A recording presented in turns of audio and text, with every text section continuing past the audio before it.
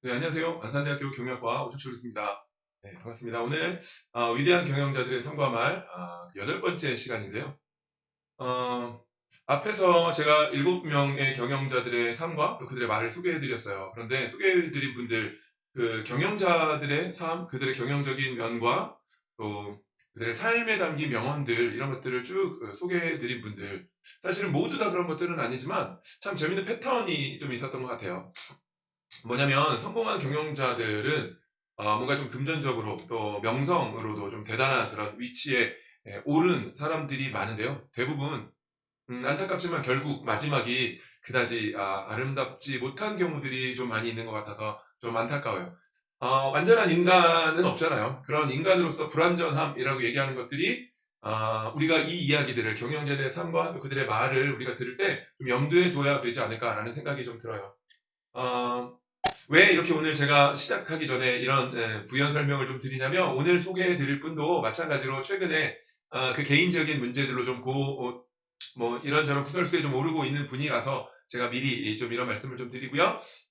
예, 아무튼 뭐 저도 또 성공하면, 앞으로 더 크게 성공하면 앞으로 뭐 이런 것들, 이런 불미스러운 일들, 이런 것들이 우리에게는 반면교사가 되어서 끝까지 초심을 지켜가기 위해서 좀 더 노력하자라는 그런 인사이트를 우리에게 주는 것들이지 않을까라는 생각도 한번 해봅니다.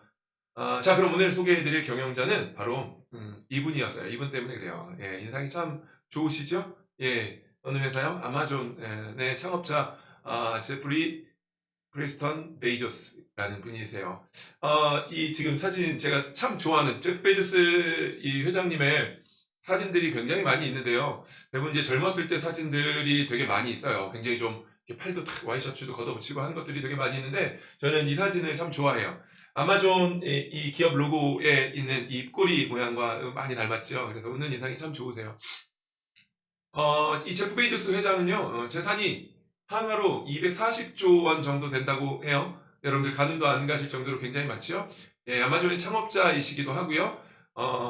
뭐 지금 현재는 워싱턴 포스트의 최고 경영자이기도 하고요. 우주여행 개발 회사인 블루 오리진의 최대 주주이기도 하고요. 다양한 그런 이력을 가지고 계신 제프 베이조스 회장님이십니다. 제프 베이조스 회장님은요, 1964년에 미국에서 출생하였어요. 출생 당시에 어머니 제클린은요, 예, 제가 이렇게 타이틀을 달아놨는데요. 엄마 제클린은 17살 고등학생이었고요. 아버지였던 테드 요르겐센은 18살, 이제 뭐 요즘 말로 하면 고딩 엄빠라고 할 수 있겠죠. 제프 회장이 17개월 정도 되었을 때요. 17개월 정도 됐을 때 이 두 분이 이혼을 해요. 얼마 되지 않았어요. 이혼을 하게 되고요. 얼마 지나지 않아서 지금 현재 이제 새아버지죠.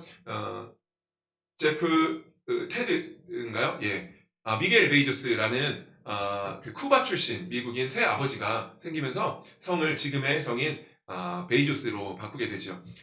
그런데 이 아버지가 사실은 쿠바에서 이민 온 10대에 굉장히 이제 어린 학생이어서 사실은 별 볼 일도 없었고요. 엄마 쪽은 좀 그래도 굉장히 좀 지식으로도 또 명성으로도 사회적으로도 괜찮은 집이었거든요. 그런데 이 쿠바 이민자였던 아버지도 굉장한 노력과 열정을 가지고 계신 분이어서요. 훗날 미국의 최대 석유 기업인 엑선 모바일의 경영진에 오르는 등 제프 회장에게는 굉장히 중요한 인물, 또 롤모델이라고 자기가 이야기할 정도로 큰 영향을 미친 사람으로 알려져 있어요. 미국의 1950년대, 60년대 출생한 지금 글로벌 기업의 창업자들이 대부분 다 그랬던 것처럼 제프는 초등학교 시절에 컴퓨터에 굉장히 심취해 있었다고 해요. 무언가를 만들어내기 위해서 노력하는 모습들을 늘 보였고요. 뭐 예를 들면 뭐 이런 상상들 많이 했잖아요. 집에 혼자 이렇게 있을 때 저 밑에 층에서 누군가가 들어왔을 때 누가 들어오는 사인을 내가 좀 받았으면 좋겠어. 그래서 우리 종을 달아놓기도 하고 그러는데요. 제프 베이조스 회장은 그 어렸을 때 초등학교 때 그 문에다 센서를 달아놓고요. 그 센서가 사람이 들어오는 것들을 감지하게 되면 어떤 사이렌이 울리게 한다든지 해서 이런 것들을 만드는 등 굉장히 창의성이 있는 학생이었다고 하더라고요. 고등학교를 우수한 성적으로 졸업한 다음 미국의 명문대학 프린스턴 대학을 입학을 했는데요. 처음에는 물리학과로 입학을 했대요. 물리학과를 입학을 했는데 도저히 자기 적성과는 안 맞고 물리학을 전공하는 학생들의 그것들을 따라갈 수 없겠다라는 판단을 가지고 컴퓨터 과학, 뭐 요즘으로 말하면 컴퓨터 공학과로 전공을 변경하게 된 거지요. 그게 사실은 제프 회장의 인생의 큰 결정이 있지 않았을까 싶습니다. 졸업 후에 여러 우수한 기업들에서 스카우트 제의가 있었음에도 불구하고 제프 회장은 벤처 기업이나 금융회사 등에서 컴퓨팅을 통한 어떤 기술 개발이나 뭐 이런 것들을 통해서 굉장히 이른 나이에 담당 임원으로 승승장구하게 되죠. 어, 마지막 이제 30살 쯤에는요, 디이쇼 앤 코라라는 헤지펀드에서 금융인으로 월가에서 굉장히 큰 성공을 거둔 사람으로 이렇게 근무를 하던 중에 인터넷이 1994년에 미국에서 상용화가 되거든요. 인터넷이라는 그것들을 접하게 되면서 이게 굉장히 크게 사회를 변화시킬 수 있는 기술일 거다라는 그런 어떤 인사이트를 가지고 새로운 비즈니스 기회를 찾기 위해서 1994년에 퇴사를 하게 되죠. 그리고 자기가 태어났던 시애틀로 돌아가게 됩니다. 아내와 함께 인터넷 서점이라는 창업 아이템으로 창업을 하게 되는데요. 제프 회장이 창업 준비하던 중에 뭐죠? 이 냅킨에다가 이렇게 메모했었던 비즈니스 모델이래요. 사업이 성장하기 위한 모델인데요. 셀러들, 판매자들이 모이게 되고요. 그 안에서 사람들은 선택을 하게 될 거고요. 그 선택을 통해서 인터넷을 통한 어떤 주문이라는 새로운 고객 경험을 갖게 될 거고요. 그것들이 계속적으로 유입, 트래픽이 발생할 거고요. 이런 것들이 선순환이 이루어지면 성장하게 될 거고, 거기에 이 성장이라는 것들은 로우 코스트 스트럭처라고 얘기해서 판매자들로 하여금 더 저렴한 비용으로 판매를 할 수 있게끔 만드는 로어 프라이스를 만들게 되고, 그것들은 다시 한번 고객들에게 큰 경험, 그래서 헤어나올 수 없는, 여기에 거의 뭐 매료되는 뭐 이런 정도의 비즈니스를 가능하게 하는 걸 거야 라고 생각을 하면서 인터넷 서점이라는 창업 모델을 시작하게 됩니다. 예, 이렇게 시애틀에서 1995년 시애틀 자기 집 창고에서 세대의 워크스테이션을 두고 아마존이라는 인터넷 서점을 창업하게 되는데요. 초창기 아마존의 비즈니스 모델은 재고를 가지고 있지 않은 순수한 온라인 카탈로그 판매를 진행하는 순수한 전자상거래 업체로 시작을 하게 돼요. 초창기의 아마존의 웹사이트의 모형인데요. 뭐 옛날에 여러분들 이런 컴퓨터 사용해 본 적 없죠? 그래서 대부분 다 이렇게 이미지나 이런 것들은 용량이 너무 크기 때문에요. 텍스트 위주로, 그리고 하이퍼 텍스트, 링크를 통해서 이렇게 주문할 수 있도록 소개나 이런 것들이 이렇게 설명이 됐던 것들이거든요. 그럼에도 불구하고 그 당시에는 굉장히 획기적이었던 거죠. 이렇게 사업을 시작을 했는데요. 1995년에 7월경에 사업을 시작을 했는데 1997년 벌써 뭐 2, 3년 만에 굉장히 큰 주목을 받게 되고요. 나스닥에 상장을 하게 되고요. 그래서 5,500만 달러라는 거대한 자금을 투자받게 되는 거죠. 투자받아서 여러 기업들을 인수합병해가면서 기업의 사이즈를 초창기에 굉장히 크게 성장을 시키게 돼요. 그런데 이 성장이라고 얘기하는 것들이 사실은 그다지 아주 체계적인 성장이라고 보기 힘들기 때문에 2000년대 초반에 닷컴 버블이라는 것들이 이제 너무 거품이 많이 꼈어라고 얘기해서 한번 그 사업이 정리가 됐었던 때가 있거든요. 인터넷 사업에 대한 확신이 없었던 터이기 때문에 2001년도에 이르러서 조금 어려움을 겪다가 사업을 다시 한번 좀 다각화하게 돼요. 그래서 그 뒤로 탄생한 것들이 사실 지금 현재 여러분들이 접하고 계시는 아마존닷컴이라는 전 세계 모든 것들을 판매하는 그런 컨셉을 가지고 있죠. 식료품부터 시작해서 중고물품부터 시작해서 모든 전 세계의 물건들을 다 판매하는 인터넷 종합 쇼핑몰로 만들어지게 되죠. 그런데 아마존닷컴은 단순하게 제품을 판매하는 쇼핑몰이라고 구분짓지 않아요.